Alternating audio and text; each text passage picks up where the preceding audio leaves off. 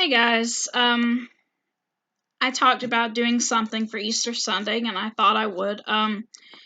This is basically the same story y'all have heard before if y'all were with me when I did the whole New Testament.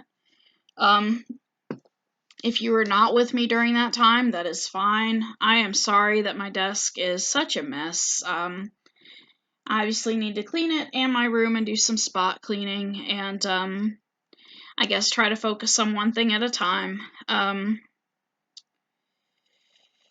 Anyways, the stories we're going over this morning, we're not going to go over Jesus is crucified because that would have been a story suited for Friday.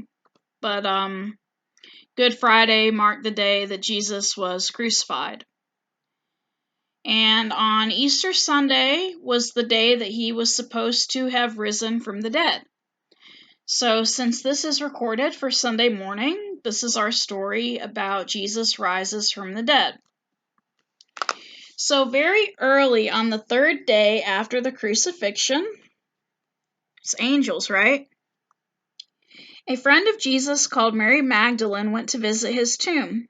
She was heartbroken and wanted to take some sweet-smelling spices she had prepared for his body. But when Mary arrived, the stone blocking the entrance to the tomb had been rolled away. When she looked inside, she discovered that Jesus' body was gone. Someone must have taken him, she wept. Suddenly, two men in dazzling white gowns appeared. They were angels, sent by God. "Do not be afraid," the angels told her. "Jesus has not been taken. He is risen, just as he said he would." At these words, Mary remembered what Jesus had once told them all, that he would be crucified and buried, but that he would rise again. "I must tell the others," she cried, hardly daring to believe that Jesus might be alive.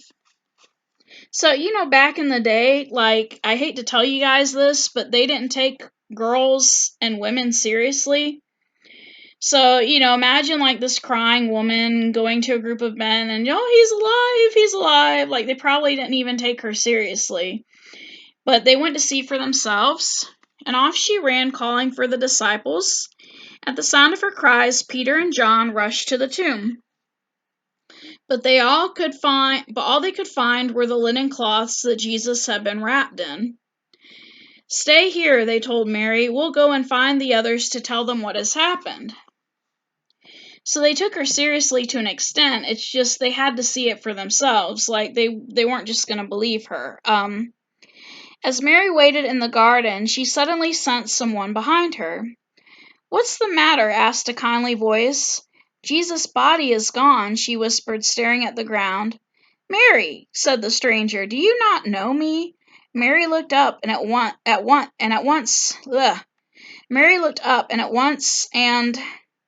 her heart leapt. I think they did a typo there. I think they meant to say Mary looked up, and at once her heart leapt. It was Jesus. He really was alive. So here's Jesus appearing to his disciples to prove that he really is alive. It says that same day, two of Jesus' friends were walking home. They hadn't heard Mary's wonderful news and were feeling very sad. "What will happen now?" they asked each other miserably. They were so busy talking that they didn't notice a stranger appear beside them. "What's the matter?" the stranger asked them. So one of them, Cleopas, explained, "We thought Jesus, our master, was the Messiah, but now he is dead and all our hopes are gone." The stranger smiled. "Remember what the scriptures say," he told them. "The Messiah has to die, not for his crimes, but to pay for the sins of others. His death shall bring God's forgiveness for everyone." The two friends listened to the stranger all the way home. When they reached their door, they invited him in for a meal, but it wasn't until they sat down at the table and the stranger thanked God for the food that they suddenly recognized him. "Can this be our master?" the friends gasped in astonishment, but as they moved towards him, the stranger disappeared. The two friends danced around the table with joy. "It was Jesus," they cried. "We're sure of it. We must share the news." And off they rushed to find the disciples. Of course, the disciples already knew that Jesus was alive. They all talked excitedly about what had happened, hardly daring to believe it until Jesus arrived to share a meal with them, that is. "Master," they cried, "is it really you? Peace be with you," said Jesus, and he showed them his wounds so that they could be sure. The wounds were the holes in his hands from the nails on the cross. The disciples were overjoyed. "You truly are here," they cried. Only one disciple, Thomas, was not there to see Jesus return. "I don't believe you," he said flatly, and when the others told him that Jesus was alive, "I need proof," and he refused to listen. A week later, Jesus appeared to the disciples again, and this time Thomas was there. "Touch my wounds and believe," said Jesus, holding out his hands to Thomas. "Your eyes tell you to believe, but there is a special blessing for those who can believe without seeing."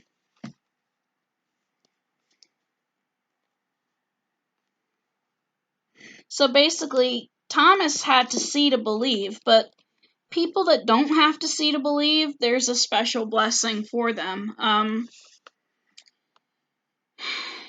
So what Easter is about, Jesus dying for us, because, we do bad things, and that's why we needed him to die for us, and he didn't do bad things at all, but he died for us. And so I'm sure today, Easter Sunday, if you go to church, you'll get candy, chocolate, you may see like a bunny or two, but Easter's not about the bunny, it's about Jesus. And it's not that bunnies are bad, I like bunnies. And they did a study on bunnies where if you're nice to bunnies, they tend to live longer than other bunnies that didn't have people to be nice to them. So being nice is a good thing to do.